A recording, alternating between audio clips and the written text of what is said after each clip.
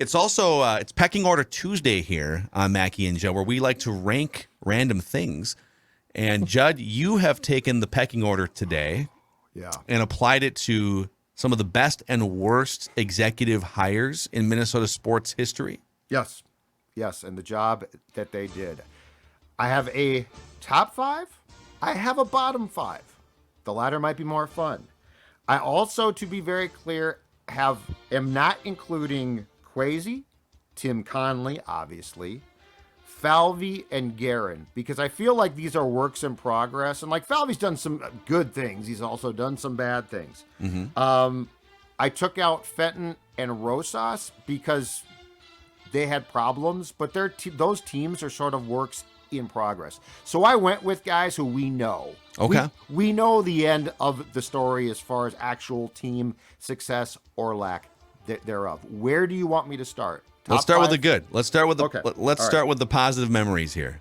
Let's do it. I will work my way up, and I will tell you that when I embarked on this assignment, I didn't realize how difficult it would be.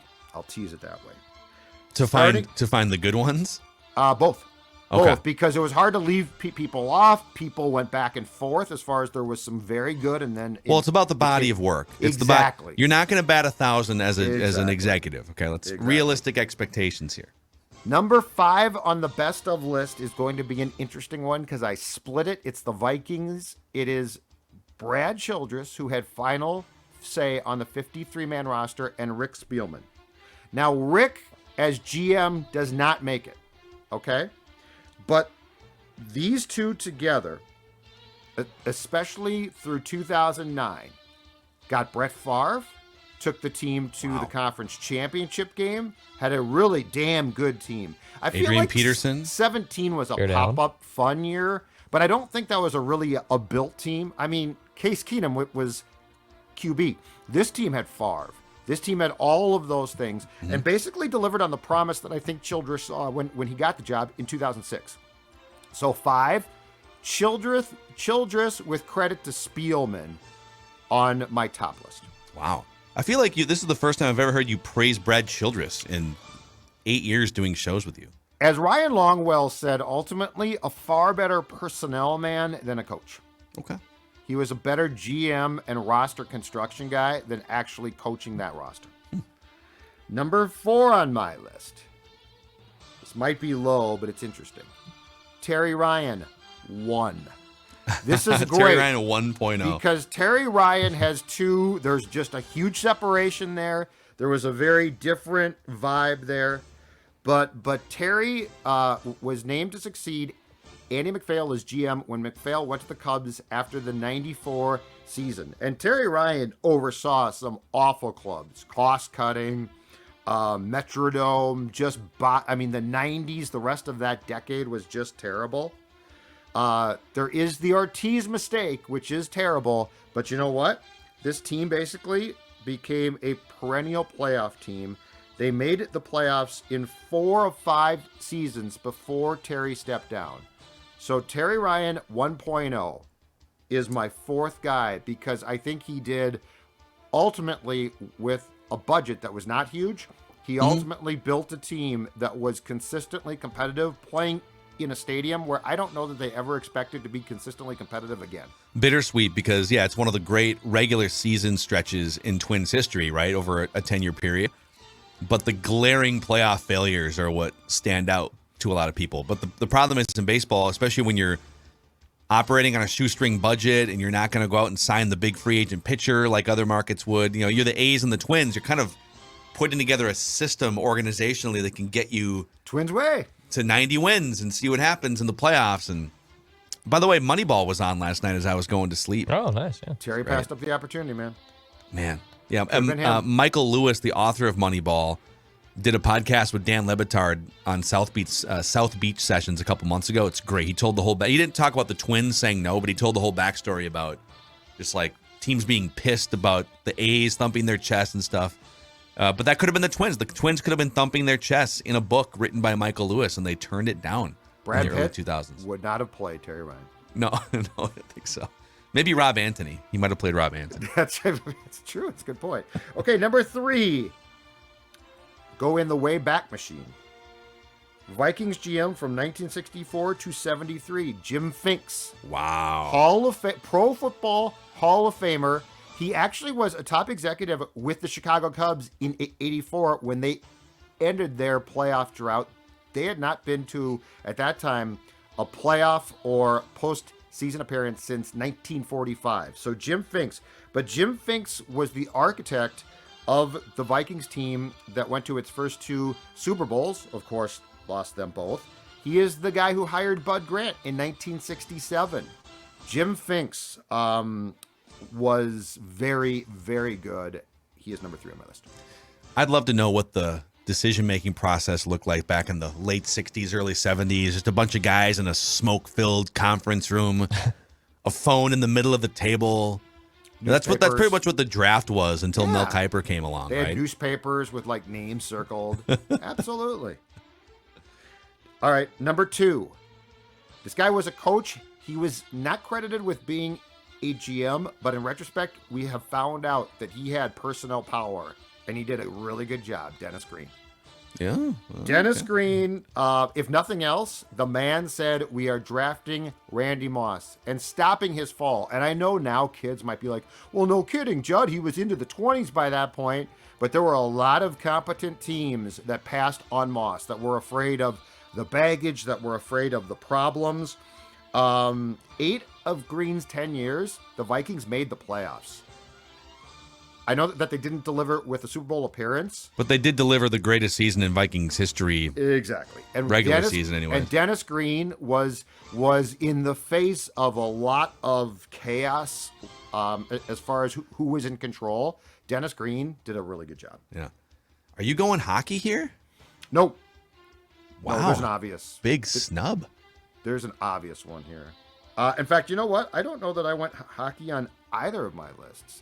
I did leave one guy off of the next list, but he barely got left off. But number one, slam dunk, Andy McPhail. Yeah, yeah. Right. Named the Twins GM in 1985 after being hired the previous year. He won World Series, constructed that in 87, 91. He's the guy that basically told Carl, Tom Kelly is the guy. We need to hire him. Hired away by the Cubs after the 94 season. Andy McPhail is the greatest architect when it comes to sports teams in this town because he has 2 World Series titles to his name. McPhail number 1, Dennis Green number 2, Jim Finks number 3, Terry Ryan 1.0 number 4. Very important. Brad Childress with his sidekick Rick Spielman. Yep. Number 5. I thought you were going to go Lou Nanny for a bunch of 80s playoff appearances. Nope. For the I North left Stars. Louis off. Louis, God bless him. He's a friend. He's a great guy. Brian Lawton. Can't do it. That's all I'm going to say. Okay. Can't do it. Brian Lawton. I think you might have just ruined your friendship there. Pat with LaFontaine, okay. Sylvia Turgeon, Stevie Y, Tommy Barrasso. I'm sorry. Still bitter. I love my North Stars. Can't 30 years later, still bitter. All right, before we get to the dark side of this list. Yes, the fun side. Let's talk about Aquaside, a partner of ours here that you can help support on Mackie and Judd. You can.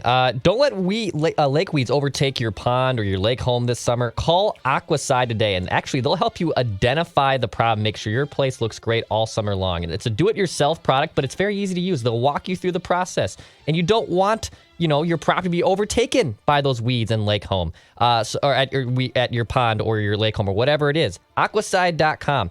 They're a local company. They're registered with the EPA and the DNR. They're in White Bear Lake. Give them a shout. They're at Aquaside.com.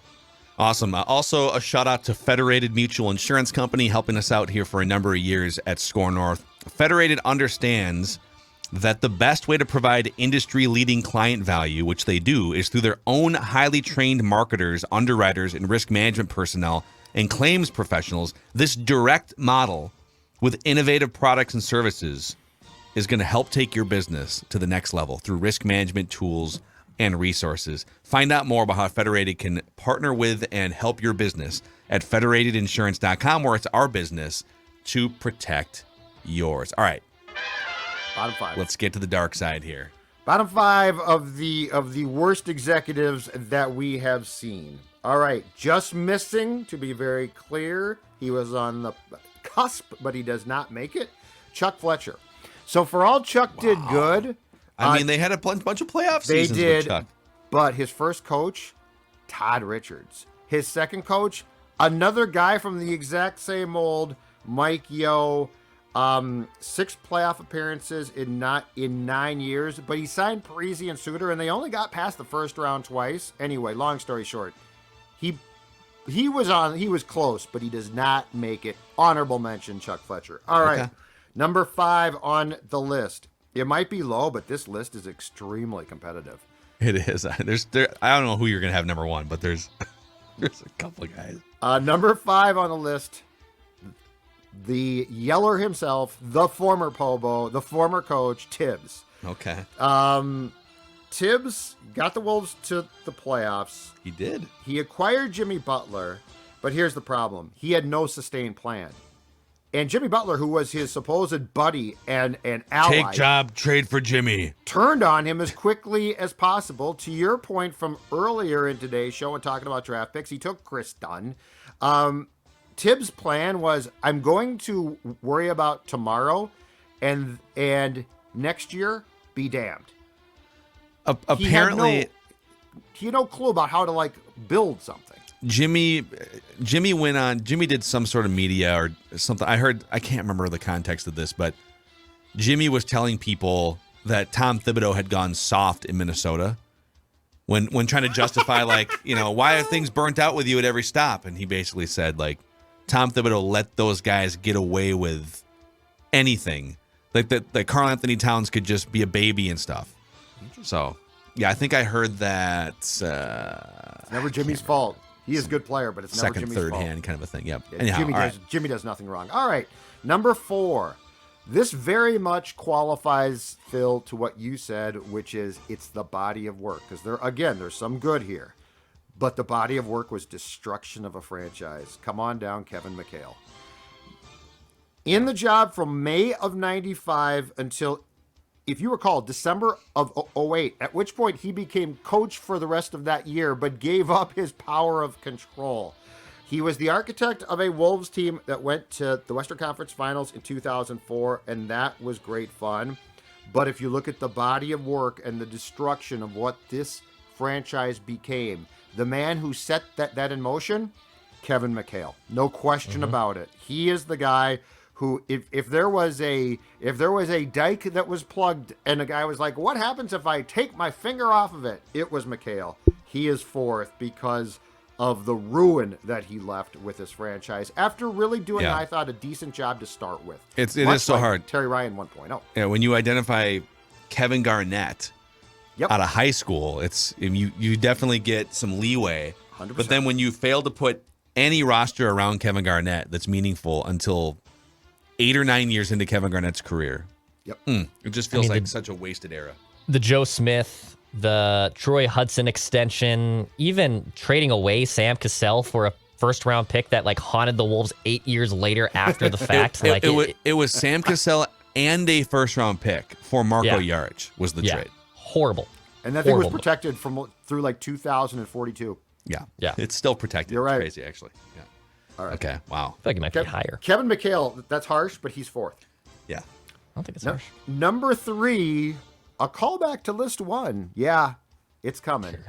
Terry Ryan 2.0. 2.0. Yes. Below 500 in 4 of 5 seasons from 2012 to 16 after returning. No playoff appearances, a ton of pain. Ricky Nolasco. I did the math, guys. Terry Ryan 2.0, and this goes through the July that he was eventually fired in 16, but I just took this out through the rest of that year because it was still his team. The Twins 344 and 466. In a new stadium. As impressive as what he did in the Metrodome, how do you help drag down a franchise that is in a new stadium? It was bad. I don't think he really wanted to come back, but the franchise was in such disarray. And again, you have these non-curious, just sort of passive owners in the poll ads. And they didn't, rather than looking outside, which they finally did eventually with Derek Falvey and Thad Levine, they just didn't know where to look. So I guess we'll just look back to Terry Ryan and do it that way. And it's like Terry's like, all right, well, I guess. Okay. I think But Terry plus- was perfectly content just maybe being an advisor and a scout, and they dragged him back in. So here's the thing about that, though. I went back and checked out the stories. So when Terry came back to replace Billy, he was interim. Like, he came back as, I'll come back and fix this. Yeah. And then he gave the old, okay, I guess I'll take the job. Well, then That they would've they gave him a lifetime. They said he has a lifetime as long as he contract. wants to be the general manager. He But can to your be. point about being curious or not curious, that would have been the perfect time to say, Terry, we appreciate it. We are now going to look outside. Yep. They did. Yep. I know who the top two are, and I'm just curious to see in what order you put them. Okay, well, you won't be surprised. Anyway, speaking of the Twins going from being Terry Ryan 1.0, hey, look at what they've done. New stadium. Oh, good times are ahead. 2010's great. Number 2 on my list is Bill Smith. The GM from 2008, and again, this comes back to Phil's point. Terry Ryan, I'm done. Okay, we'll promote Billy. He knows nothing about baseball. He'll be great. The GM from 2008 through 2011, he did have 3 consecutive winning seasons and 2 playoff berths, thanks to Terry's team. But then they went 63 and 88 and finished 32 games back. And it was under him, we didn't see it, the disintegration started. No. Bill Smith, a man who we are told was paranoid enough to sometimes go through drawers he was not supposed to. Unfortunately, didn't pay enough attention to his baseball team. He's number 2 on the list. You know, Billy, I covered Billy Smith. He was the general manager when I started covering the Twins beat. He always treated me very, very well. He did. We did have a dust up the first time we ever actually talked in person. He called me into, it was during a game, and he called me into his general manager's suite. And he had articles printed out that I had written. I think it was 2 of them. About how the medical staff kind of was having a rough stretch there for the Twins, and they misidentified Pat Neshek's hand injury. They injected a shot into the wrong spot or something in his hand, and that was good. And I wrote about it. I was told very reliably what happened, very specifically by someone very close to Pat Neshek, and Billy Smith had words in the article highlighted and stuff, and he was just like, you can't write about the training staff like this. I said, I'm getting it pretty reliably. I'm not sure. You know what? But This then we were comes pretty back good to? after that. Brad Childress had the same problem. Sweating things that you shouldn't be sweating, which caused you to not do your job. Yeah. That's exactly what that is. And number 1, I think we all know. Yeah, one of the worst executives, not just in this town. Oh, no. I'm convinced, the worst executives in major sports history. David Kahn. Has to be him, right? He oversaw teams that went, let me go through the list quickly here, 15 and 67, 17 and 65, 26 and 40, 31 and 51, and finished in last place each season of his tenure from May 2009 through May of 2013. David Kahn is one of the worst NBA executives ever in the league. Forget Minnesota. There it is. All right, there is Judd's best and worst executives Agree, in Minnesota disagree? sports. Like, did I miss Fully anybody? agree. No, I think I disagree a little on having Chuck Fletcher as like an honorable mention there, but David Kahn number 1, Billy Smith number 2, Nishioka. My God, I agree. this is a pretty good list. Here. Tibbs. Tibbs as an executive was an unmitigated disaster. Yeah, Tibbs as a coach could get the most out of a team for like a year, maybe 2, and then things started to fade. So, but the Butler trade never had a purpose to it. Yeah. Like what we didn't know. Well, it did. It was get good quickly and make the playoffs. That was the purpose. Yeah, but it didn't have a long. But the Warriors are sitting over there. It was always a weird. And now I don't know if there's a way you could go back and see what that nucleus would have done with Flip Saunders still the coach and or front office executive and Zach LaVine sticks around. I would be curious to see the ultimate reality, but absolutely. We can't. So there it is. All right, Judd's got to get to Vikings practice here. Write that down. Predictions tomorrow on Mackey and Judd Daily Minnesota Sports Entertainment.